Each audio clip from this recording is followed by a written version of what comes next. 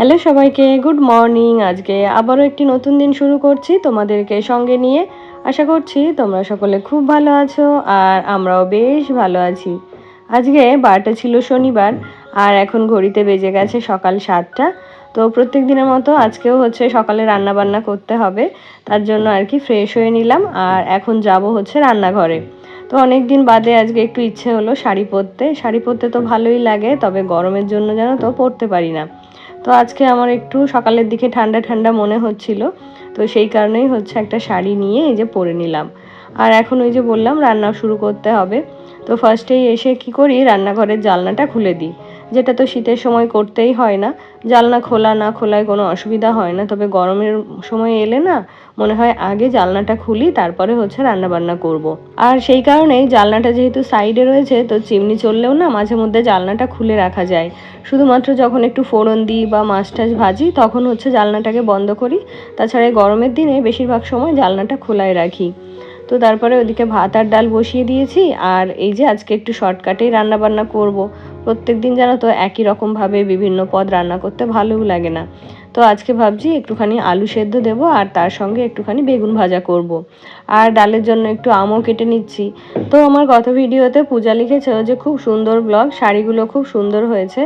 Thank you বান্ধবী, অনেক ভালোবাসা তোমাকে। আর তোমার ব্লগও দেখলাম, তোমার রান্নাঘরটাও ভীষণ সুন্দর হচ্ছে। তবে দেখা যাক আমাদের দুই বান্ধবীর মধ্যে কার রান্নাঘরটা বেশি সুন্দর হয়। যতদূর দেখে মনে হলো যে তোমার রান্নাঘরটাই বেশি সুন্দর হবে, কারণ তোমার তো সব নতুন করে করা হচ্ছে আর আমার সেই পুরনোর মধ্যেই হচ্ছে একটু জোড়াতালি দিয়েই করা হচ্ছে। তো তারপরে এদিকে আলু বেগুন আম কেটে নিয়েছি আর ফার্স্টেই হচ্ছে বেগুনগুলোকে ভেজে নেব। তো ওই যে বললাম আজকে যেন তো রান্না বান্না করতে একদমই ইচ্ছে করছে না, তো সেই জন্য রান্নাটা যতদূর সম্ভব শর্টকাটেই করব।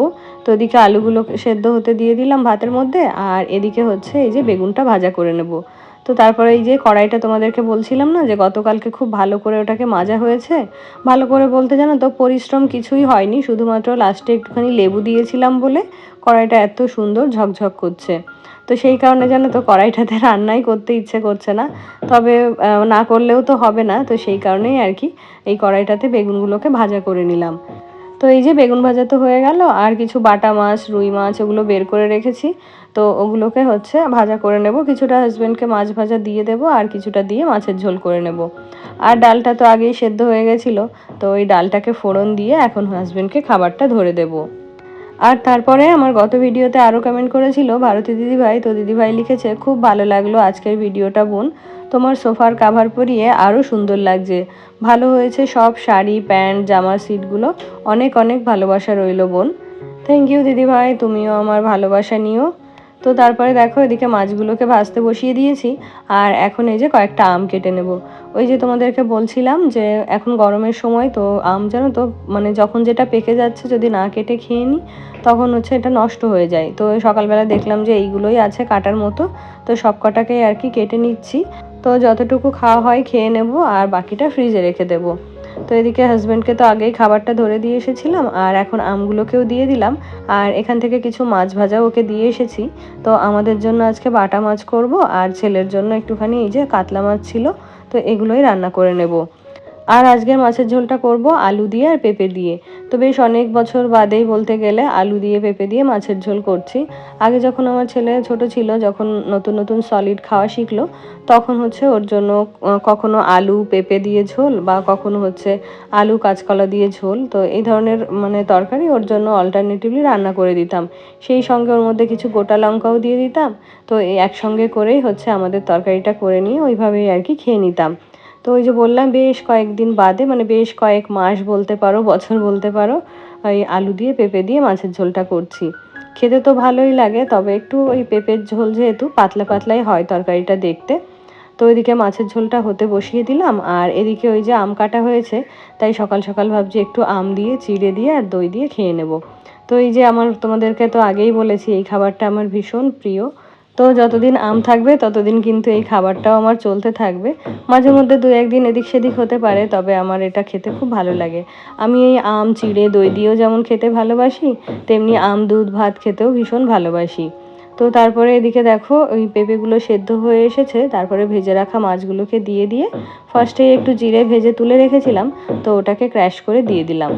তো এই যে মাছের ঝোল রেডি হয়ে গেছে। আর এখন হচ্ছে এই যে যা বাসন টাসন বেরিয়েছে এগুলোকে ভালো করে মেজে নেব, সেই সঙ্গে রান্নাঘরটাও ভালো করে পরিষ্কার করে নেব। তো আমার গত ভিডিওতে আরও কমেন্ট করেছিল তনুশ্রী ঘন্টি আইডি থেকে দিদিভাই। তো দিদিভাই লিখেছে যে দিদিভাই তোমাকে একটা কথা জিজ্ঞেস করার আছে, মাছ মাংস খাওয়া কি ঠিক নয়? তোমার কি মতামত জানাও, তোমাকে আমার খুব ভালো লাগে। থ্যাংক ইউ দিদিভাই, তোমাকেও অনেক ভালোবাসা।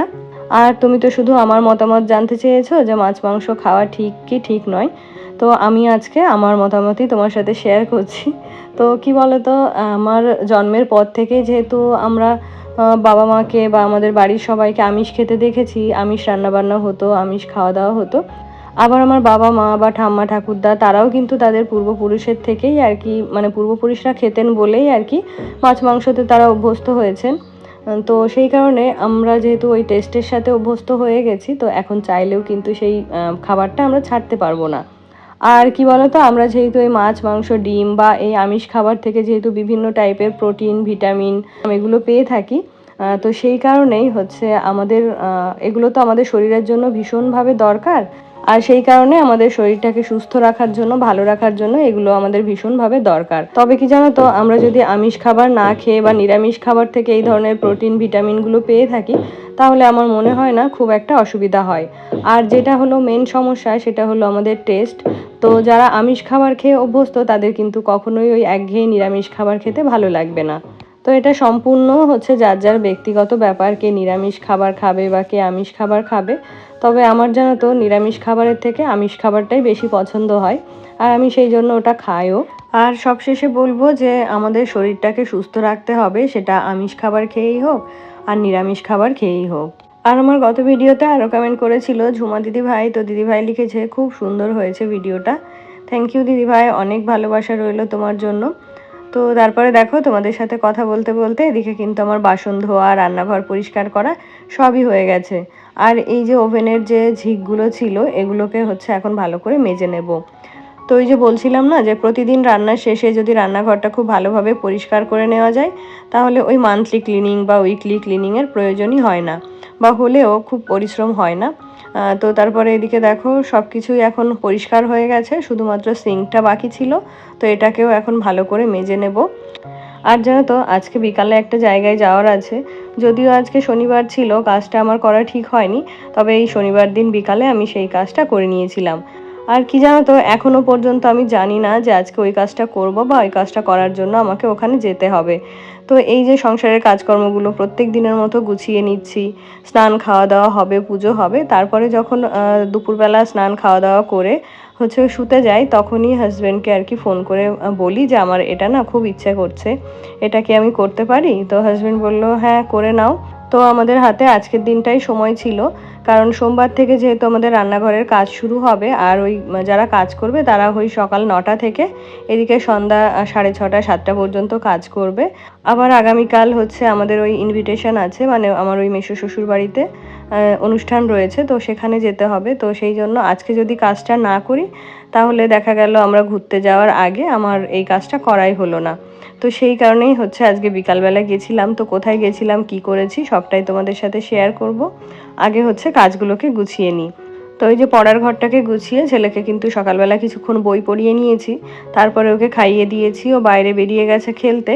তারপরে এখন হচ্ছে এই যে কিছু জামা কাপড় ছিল, তো এগুলোকে হচ্ছে কাচতে দিয়ে যাব। বেশ অনেক জামা কাপড়ই জমা হয়েছে। আমার হাজব্যান্ডের ছেলের আজকে কিন্তু সবারই জামা কাপড় আছে। তো ওই মানে মাঝে 2টো দিন বা একটা দিন বাদ দিলে না, তখন অনেক জামা জমা হয়ে যায়। তো এটাও একটা সুবিধা হয়, কারণ প্রত্যেক দিন ওই ছাদে মেলতে যাওয়ার থেকে একদিন সময় করে একদিনে মেশিনটা চালিয়ে যদি জামা কাপড়গুলো কেচে নিই, তাহলে কিন্তু খুব একটা অসুবিধা হয় না। তো এই যে মেশিনটাকে লোড করে দিলাম, আর এটাকে এখন 30 মিনিটের জন্য চালিয়ে দিয়ে তারপরে অন্যান্য কাজগুলো গুছিয়ে নেব। আজকে 30 মিনিটই দেবো, কারণ জামা কাপড় আজকে একটু বেশি রয়েছে, সেই কারণেই। না হলে অন্যান্য দিন যদি অল্প জামা কাপড় থাকে বা খুব বেশি নোংরা জামা কাপড় না থাকে, তাহলে ওই 15 মিনিট দিয়েই কিন্তু আমি কেচে নিই জামা কাপড়গুলো।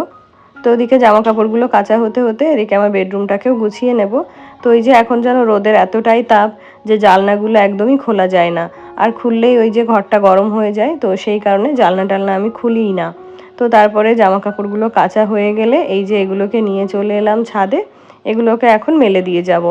আর ওই যে বললাম না, যেহেতু সোমবার থেকে কাজ হবে, তো আমার সম্ভবত মনে হচ্ছে ওনারা ছাদে বসেই কাজটা করবেন।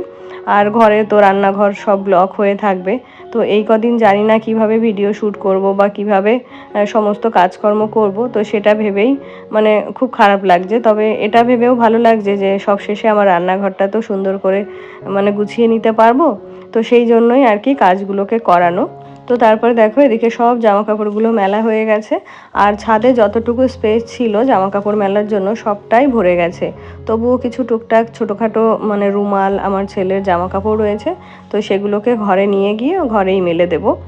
তো তারপরে স্নান সেরে এই যে পুজোটাও সেরে নিচ্ছি। আর এদিকে কিন্তু ছেলেকেও স্নান করিয়ে দিয়েছি। তো এখন পুজোটা কমপ্লিট করে আগে ওকে খাওয়াবো, তারপরে গিয়ে আমি খাবো। তো এই যে আমরা খাওয়া দাওয়া করে ঘরে চলে এসেছি, আমরা বলতে আমি আর ছেলে।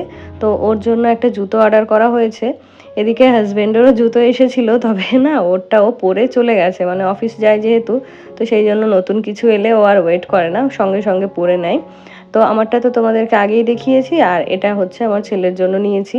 তো এই সেম জুতো ওর আগেও একটা কিনে দিয়েছিলাম ব্লু কালারের। তো ওটা যেহেতু অল্প কদিনের মধ্যেই একদম নষ্ট করে ফেলেছিল, তো ওটা পরে জানো তো কোথাও যাওয়ার মতো নেই। তো সেই কারণেই হচ্ছে একটা নতুন কিনেছি, তবে অন্য কালারের। আর তোমাদেরকে বলছিলাম না যে একটা কাজ করে ফেলেছি, তো সেটা হলো আমার চুলগুলোকে ট্রিম করেছি।